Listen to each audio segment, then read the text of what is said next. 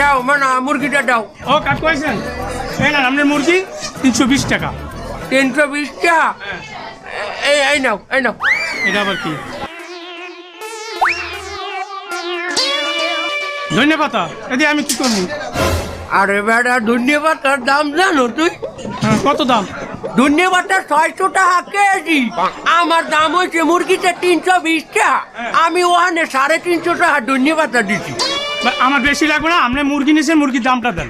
আরে বেটা এটা রাখ, এটা তো তোর একটা সম্পদ। এই কয়দিন পরে এডু তুই 400 টাকায় ব্যস্ত পারবি মানা। ওই যেটা অতিরিক্ত দিচ্ছি দান সৎগা মনে করি রাখিয়ে দাও বাবা। বাবা আমি দান সৎগা করার সময় হিসেব নিকেশ কম করি বাবা। রাখ, রাখ, রাখ। আল্লাহ হাফেজ, আল্লাহ হাফেজ। এই না না না কাকু, আমার নালে ধন্যবাদ দিয়ে বুঝ দিলেন। ওই যে সামনেটা মুরগি ছেলে, ওর দামটা দিতে হইবে না?